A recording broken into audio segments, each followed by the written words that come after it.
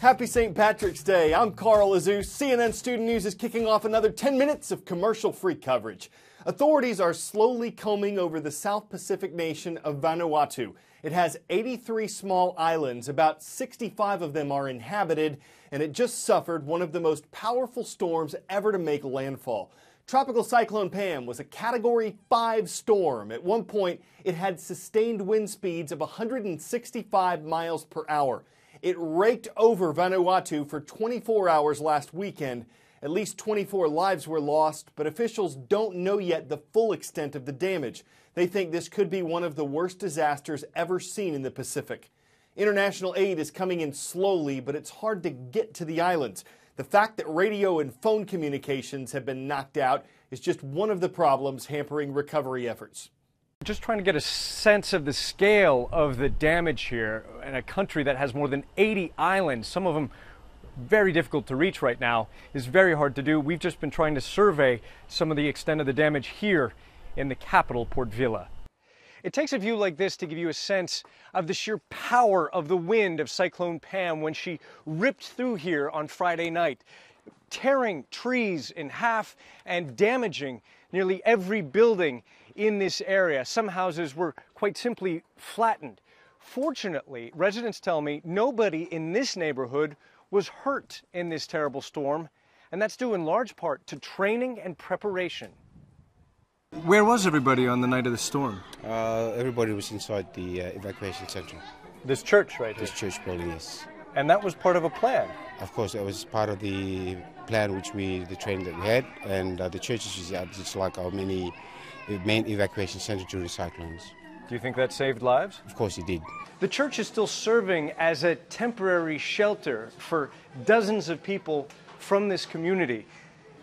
There is still no electricity 3 days after the storm. There's still no running water, and untold thousands and thousands of people made homeless. And a bigger problem is nobody really knows the extent of the damage or the potential loss of life on dozens of other islands of Vanuatu, one of the poorest countries in the Pacific. What's striking is people, many of them have had their homes destroyed. Some of these people, they rely on subsistence farming, basically for food. They've had their farms destroyed. Estimated some 80% of these subsistence farms on one of the main islands here, Tana, destroyed. So people are spending what little money they have to buy some rice, and they're going to run out of those funds as well. That gives you a sense of how difficult this challenge this is going to be for this, really one of the poorest countries in the Pacific. UNICEF, the United Nations Fund to help children worldwide, says 60,000 kids in Vanuatu need help. It's among the church groups, government, and international aid organizations that are sending assistance to Vanuatu. CNN's Impact Your World site has a list of these groups. For ideas on how and where you can contribute, CNN.com/impact is a good starting point. First school featured in today's roll call is in a part of North Dakota that's listed on the National Register of Historic Places. Fort Totten's named for a military site built just after the Civil War. It's where Four Winds High School is watching. Their mascot is the Indians. In the Buckeye State, we're glad to be part of your day at St. Joseph Orphanage. Hello to the students watching in Cincinnati, Ohio.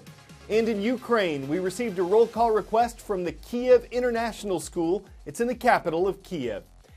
It wouldn't be hard to find Bostonians who are absolutely sick of snow. But they do have a silver lining in this white winter. They've just weathered their city's snowiest season since 1872. That's as far back as Boston's weather records go. And with 108.6 inches of snow recorded this season, they'll have bragging rights for at least another year. It's been a winter of superlatives for Beantown. Coldest month ever this February. Snowiest January storm ever this year. Having just posted the snowiest winter ever is the icing on the city. One disclaimer though, winter's not over yet. This record could grow.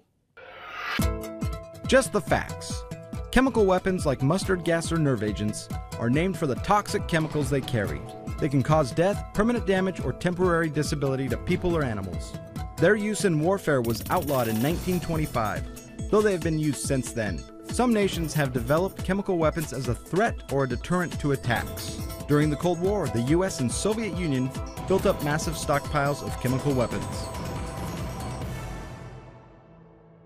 The U.S. and Russia are now in the process of destroying those weapons. Critics of the international commitment to eliminate them say that if the U.S. is ever attacked with chemical weapons, it won't have any left of its own to retaliate with.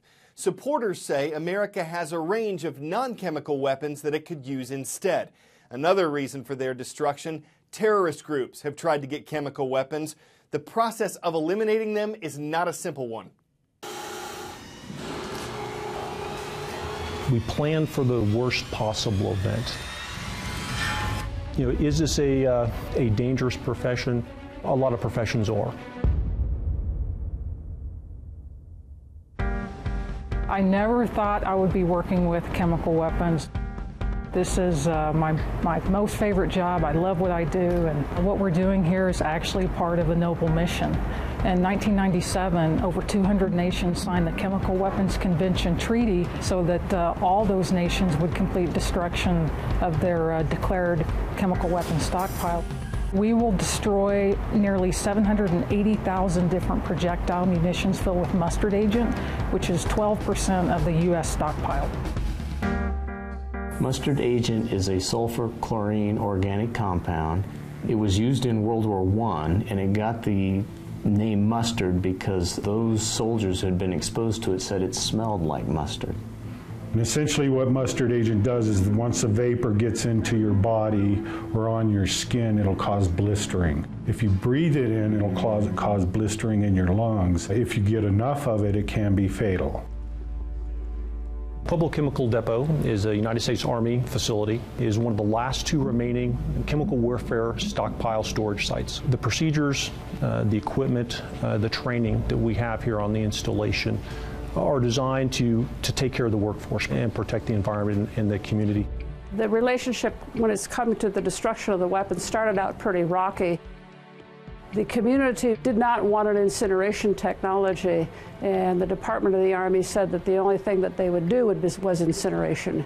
Concerns were that one of the byproducts of incineration of mustard agent was mercury vapor. Mercury vapor is a very dangerous chemical to have on crops that are used for organic farming.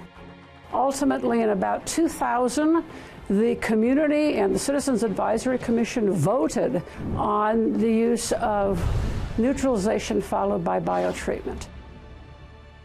This is the first time that we'll be destroying chemical weapons using the neutralization process. The neutralization process is where we add steam, caustic, and the agent together in a batch process to chemically neutralize any remaining chemical agent. The future for the depot, it will eventually close. This is the last mission of this institution, this organization. This is very important to not only the United States, but to the world as well. Mustard agent was used during World War I, and it's nice to see that here we are today. All of us here at the project can say we had a hand in completing destruction of America's aging chemical weapons stockpile.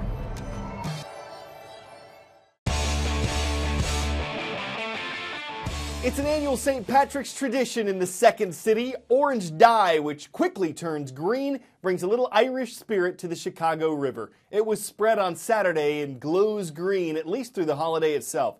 Officials say it's totally safe for wildlife, though it may confuse it. And Tampa, Florida has its own colorful celebration. It's part of the city's River O' Green Festival, which also includes food trucks and games for kids. We're not sure which city dyed it first or if it made the other green with envy. Either way, it's a riverent way to celebrate a St. Patrick's treat that people are just dying to see. I'm Carl Azuz, wishing you a happy St. Patrick's Day.